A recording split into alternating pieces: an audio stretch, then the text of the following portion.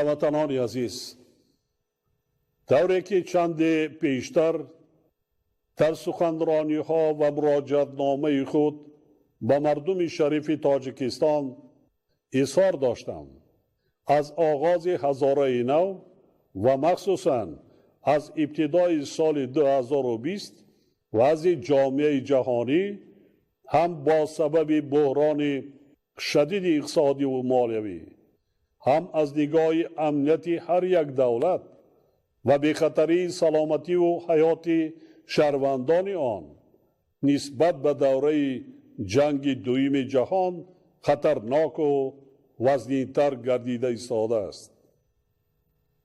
یعنی امروز اهل بشر از جمله تاجیکستان ما در وضع نهایت حساس و دشوار قرار دارد.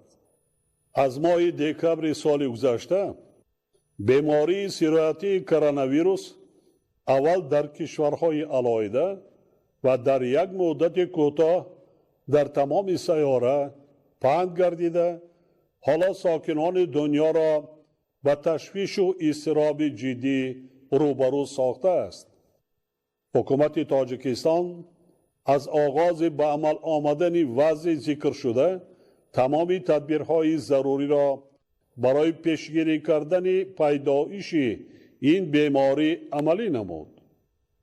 در نتیجه ما 4 ماه را در شرایط آرامی پس سر کردیم، ولی متاسفانه آخرهای ماه اپریل ویروس در کشور ما نیز پیدا گردید و تا امروز صدها نفر ساکنان مملکت به آن گرفتار شدند.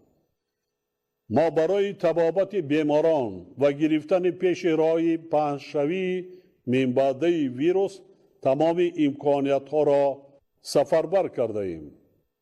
طبیبان در همه مؤسسه های طبی با این مقصد مخصوص گردانیده شده برای تبابت شخصان بیمار شب و روز زحمت کشیده ایستادند که با استفاده از فرصت به هر یک آنها سپاس و منتداری بیان میکنم و باور دارم که آنها من بعد نیز به سوگند کسبی خود صادق میمانند و به خلق تاجیکستان صافدلانه خدمت میکنند. وضعیت به میان آمده از هر یک ما تقاضا میکند که نهایت هوشیار و احتیاطکار و باز هم با صبر و تحمل باشیم. به واهمه و تهلکه داده نشویم و در لحظه های دشوار و وزنین در پهلوی یکدیگر باشیم. ما باید به خود باور داشته باشیم و با عزم قطعی بر ضد این بیماری مبارزه برده با دانش و تجربه و مهارت و ملکه خویش از این وضعیت رها شویم. در این مبارزه یگان فردی با ننگ و ناموس نباید تماشابین و بی‌طرف باشد. یک مسئله مهم را بارها گفتم و بار دیگر تاکید می نمایم که سلامتی هر یک انسان در دست خود اوست و از رعایت طلبات تازگی و بهداشتی وابسته می باشد. در نوبت اول ضرور است که توصیه های طبیبان یعنی تازگی دستها و نگاه داشتن فاصله هنگام صحبت و قاعده های بهداشتی شخصی در خانه، جایهای جمعیتی و هنگام سیر و گشت قطعاً رعایت کرده شوند. در خاطر باید داشت که این بیماری بواسطه از آدم به آدم میگذرد، یعنی سرایت کننده یا انتقال دهنده ویروس تنها خود انسان است. بنابراین ما با رعایت تازگی و قاعده های بهداشت شخصی باید همیشه در فکر خود و اهل عائله‌مان باشیم و نگذاریم که ویروس پیش از همه در بین اهل خاندان ما پیدا شود. تکرار هم شود، بار دیگر همه شما هموطنان عزیزم را دعوت میکنم که ما باید بیش از هر وقت دیگر سرجم و متحد باشیم، اهلانه و صافدلانه زحمت کشیم برای تامین نمودن روزگار خود و هموطنانمان هرچی بیشتر مواد غذایی استحصال کنیم. موافق تحلیل و پیشگویی سازمان‌های بانفوذ بین المللی بعد سپری شدن موسم کرونا ویروس با سبب شدت گرفتن بحران اقتصادی و مالیوی، بیکاری، کمبود غذا و بالاروی نرخ‌ها، وضعیت در جهان باز هم وزدین می شود. از این لحاظ ما باید تمام ذخیره و امکانیت‌های خودمان را ثمرناک و عاقلانه استفاده کرده برای افزایش دادن حجم استحصال محصولات کشاورزی و تامین نمودن بازار استعمالی کوشش نماییم. خاطر نشان می سازم که اگر ما با تهلکه و واهمه افتیم، یعنی از وضع امروزه با ترس و ناامیدی گرفتار شده کار نکنیم و محصولات استحصال نکنیم، زیان چنین عملی ما از خطر و ضرر کرونا ویروس به مراتب بیشتر خواهد شد.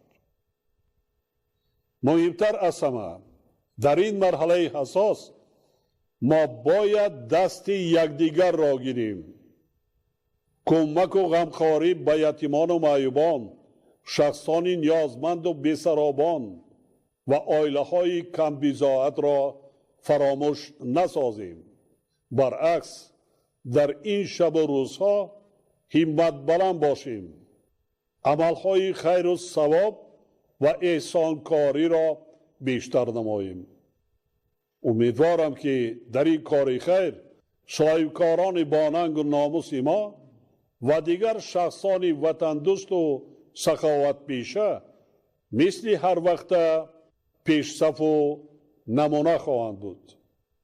همچنین ما باید طبیبان را که امروزها برای سلامتی مردم شبانه روزی زحمت کشیده ایستادند دستگیری کنیم. هموطنان عزیز ما باور داشته باشند که مشکلات امروزه موقتی اند و حتما پس سر می شوند. مردم ما روزهای از این هم سخت‌تر را بارها از سر گذرانیدند و دل پرانه ایثار می دارم که ما همه یکجا مشکلات امروزه را نیز با صبر و تمکین، اراده مستحکم و سرجمع و اهلانه سپری میکنیم. ما باید به آینده نیک خودمان، فرزندانمان و تاجیکستان محبوبمان امید قوی داشته باشیم. اطمینان دارم که مردم سربلند تاجیکستان مشکلات موجوده را با حس بلند وطن دوستی و وطن پرستی و با اتحاد و سرجمی برطرف می سازند و تمام نیروی خود را من بعد نیست به سمت آبادی وطن اجدادی و پیشرفت دولت صاحب اختیار خویش سفربر می نمایند. من در این لحظه های برای خلقمان دشوار شب و روز با مردم شریف تاجیکستان و در فکر هر یک فردی وطن هستم و به خاطر حفظ سلامتی و حیات ساکنان کشور تمام تدبیرها را اندیشیده ایستادم. بار دیگر همه سابقه داران جنگ و مهنت و خلق عزیز تاجیکستان را به افتخار 75مین سالگرد غلبه بر فاشیسم صمیمانه تبریک گفته به هر یک فرد کشور سلامتی بردوام، عمر با برکت و برای تاجیکستان محبوبمان صلح و ثبات جاویدانه آرزو می نمایم. 75مین سالگرد جشن غلبه مبارک هموطنان عزیز.